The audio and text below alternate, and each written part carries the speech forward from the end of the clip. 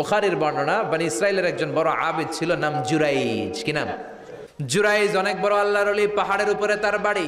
সারা রাত তাহাজ্জুদ গুজার হয়। তার গির্জার পাশে তার মায়ের ঘর। তাহাজ্জুদ গুজার হতে হতে বড় আল্লাহর ওলি হয়েছে। তাহাজ্জুদ পড়া ছাড়া ওলি হওয়া যায় নাকি? জোরে বলেন। উনি প্রতি রাতে তাহাজ্জুদ পড়তেন। শুনতেছেন না? জিমানি আসছে আপনাদের? প্রতি রাতে তাহাজ্জুদ পড়তেন। একদিন তাহাজ্জুদের নামাজে দাঁড়ালেন, আল্লাহু আকবার। ইন দ্য মিন টাইম ওনার মা পাশের ঘর থেকে ডাক দিয়েছে, বাবা জুরাইজ, ইয়া জুরাইজ আশরিবনি মোয়, আমার একটু পানি খাওয়া। কি খাওয়া? রাতের বেলা মাঝে মাঝে বয়স্কদের পানির তৃষ্ণা লাগে না? ও বাবা পানি খাওয়া। জুরাইজ মনে মনে ভাবে, হায় হায়, আমি তো নামাজে দাঁড়ানো, নামাজ পড়বো নাকি, মা রে পানি খাওয়াবো। মনে মনে ভাবলো নামাজটা শেষ করে নেই, তারপরে মায়ের কাছে যাই। কিছুক্ষণ পরে আবার তার মা ডাকে, ইয়া জুরাইজ, ও জুরাইজ পানি খাওয়া। আবার জুরাইজ মনে মনে বলে, নামাজের পরে যাব, নামাজটা শেষ করি। কিছুক্ষণ পরে আবার মা ডেকে ওঠে জুরাইজ। জুরাইজ মনে মনে ভাবে, এই তো নামাজ শেষ, এখনই যাব, এখনই আমার জনম দুঃখিনী মারে পানি খাওয়াবো। কিন্তু মায়ের সহ্য হয় নাই, মায়ের মনে কষ্ট চলে আসছে। মা তার অন্তরে ব্যথা পেয়ে বদদোয়া করে ফেলছে। কবুল করে নিছে কে? আল্লাহ।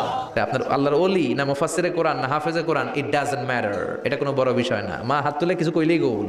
সুবহানাল্লাহ কইতে পারলেন না? মা বদদোয়া করলেন। বুখারীর বর্ণনা, আল্লাহুম্মা লা তুমিতহু ইল্লা আন তুরিয়াহুল মুমিসাত, ও আল্লাহ, বেশ্যা নারীর ফিতনায় না ফেলে জুরাইজকে মেরো না।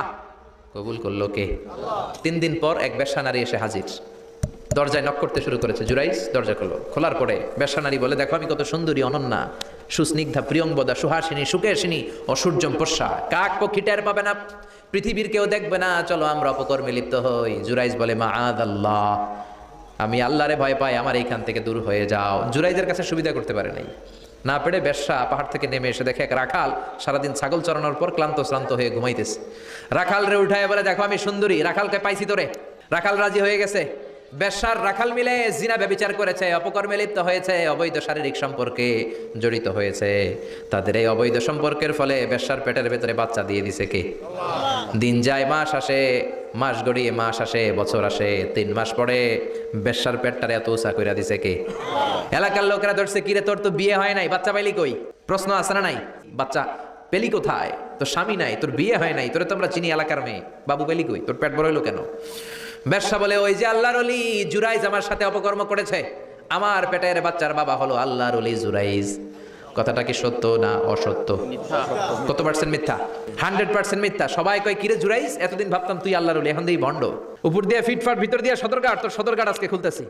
এলাকার লোকেরা লাঠি চোটা নিয়ে ওর গির্জার উপরে যে সবাই ধরছে, কিরে তোর উপর মে পাক সাফ, আন্দার মে খালাত মালাত, তোর বাইরে এত বড় লম্বা জুব্বার, ভিতরে এত ভেজাল, ঘটনা কি?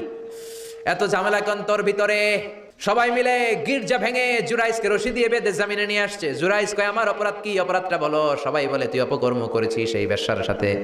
জুরাইজ কয়, মাফ চাই, দোয়াও চাই, আমি তো এই বেশ্যারে চিনি না। সবাই বলে, পাপ করার পরে কেউই কিছু জানে না, তোর অবস্থাও তাই, তোর ডেথ পেনাল্টি, তোরে আমরা মৃত্যুদণ্ড দেব। কি দণ্ড? কথা বলেন না? যুগে যুগে মৃত্যুদণ্ড আছে না নাই?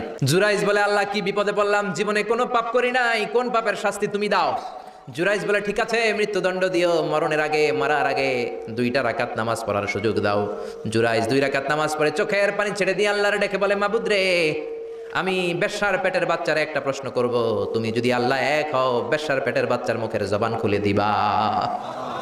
পারবে? আল্লাহ পারবে? এত ক্ষমতা আল্লাহর। 3 মাসের বাচ্চা তো এরকম গোশতের টুকরো, এটা তো মানুষই হয় নাই, কথা বলবে কেমনে? এটার মুখ দিয়ে জবান খুলে দিতে পারবে? সাইয়েদনা জুরাইজ 2 রাকাত নামাজ পড়ে বেশ্যারে ডেকে বলে, ও বেশ্যা, তোর পেটের বাচ্চার বাবাকে? কয়, আননে। এবার জুরাইজ বেশ্যার পেটের বাচ্চার দিকে ইঙ্গিত করে ডেকে বলে, ও পেটের বাচ্চা, তোমার রব যদি আল্লাহ হয়, তোমারে আমি প্রশ্ন করব, তুমি সবাইকে জানিয়ে দাও তোমার বাবাকে। কি আজীব তামাশা, সব মানুষকে তাজ্জুব করে।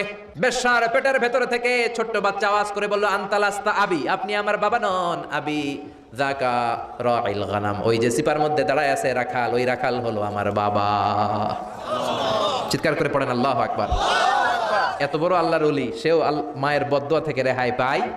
তো আমরা কোথায় আছি? বদদোয়া করলে ভেজালে পড়ে যেতে হবে, রেহাই পাওয়া যাবে না। চিল্লা এখন ঠিক কিনা?